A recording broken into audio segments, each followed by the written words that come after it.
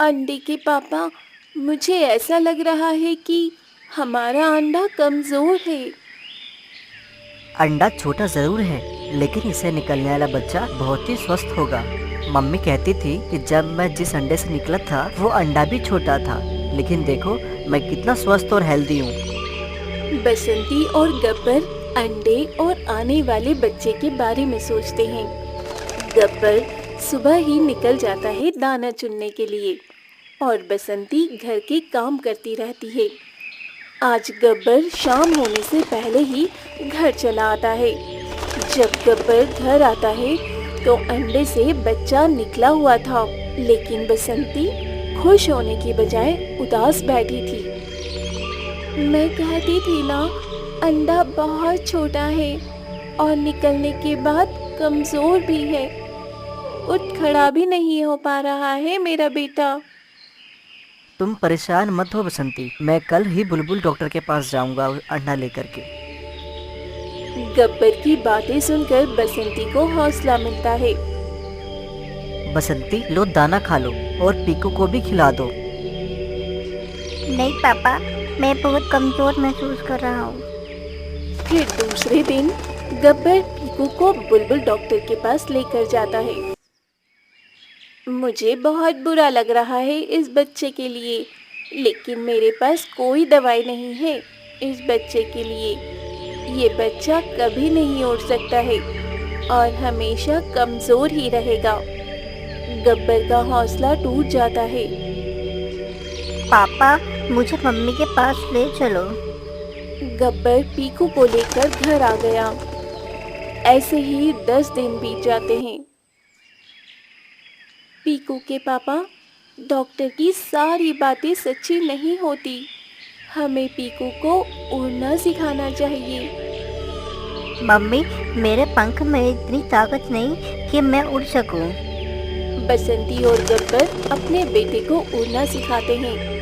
बड़े पेड़ पर ले जाते हैं। पीकू डरते डरते कूदता है, लेकिन उड़ने की वजह से गिर जाता है। बसंती, तुम्हारा बेटा तो बहुत कमजोर है, इसे घर ले जाओ। तुम्हारा बच्चा बहुत कमजोर है। मेरे बेटे के सामने ऐसी बातें मत करो। देखना, एक दिन मेरा बेटा उड़कर दिखाएगा। कुछ समय बीत जाता है।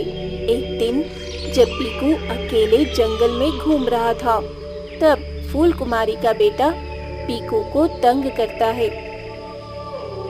हा हा हा हा, देखो देखो, ये कमजोर को जो उड़ भी नहीं सकता है। हा हा हा हा हा हा हा। मुझे जाने दो, मैं उड़ नहीं सकता, लेकिन चल तो सकता हूँ ना। जा कमजोर चिड़िया, जा, तुझे छोड़ दिया। फिर पीकू एक कुएं के पास जाता है और रोता है और कहता है, मैं कमज़ोर क्यों हूँ? मेरे कारण मेरे माता पिता शर्मिंदा होते हैं। रोते रोते पीकू को प्यास लगती है और वो कुएं से पानी पीता है। पानी पीकर वो अपने घर चला जाता है। तभी कालू उसे पेड़ से धक्का दे देता है। पीकू गिरने की बजाय उड़ने लगता है। वो अपने घर उड़ता हुआ आता है। गब्बर और बसंती ये देखकर खुश हो जाते हैं। बेटा, ये कैसे हुआ? तुम कैसे उड़ने लगे? माँ, मैं एक कुएं से पानी पिया, उसके बाद मेरे अंदर ताकत आ गया और उसके बाद मैं उड़ने लगा। फिर जंगल में सब बसंती से पूछने लगते हैं कि तुमने अपने बेटे को क्या खिलाया जिससे तुम्हारा बेटा इतना ताकतवर हो गया है। बस दाना ही खिलाती हूँ। फिर जंगल में सभी पीकू के साथ प्यार से बातें करते हैं। एक दिन जब तोते के बच्चे के ऊपर पेड़ गिर जाता है, तभी जंगल के सभी चिड़िया उस पेड़ को उठाते हैं, लेकिन कोई भी नहीं उठा पाता। तभी पीकू को बुलाया जाता है। पीकू, उस पेड़ के नीचे मेरा बच्चा फंस गया है, उसे निकाल दो। पीकू तुरंत उस पेड़ को उठाकर तोते के बच्चे को बचा लेता है। तभी सभी जंगल के जानवर पीकू के लिए ताली बजाते हैं। कभी किसी का मजाक नहीं बनाना चाहिए। अगर आपको वीडियो अच्छा लगा हो तो वीडियो को लाइक और चैनल को सब्सक्राइब जरूर करें और दोस्तों के साथ शेयर करें।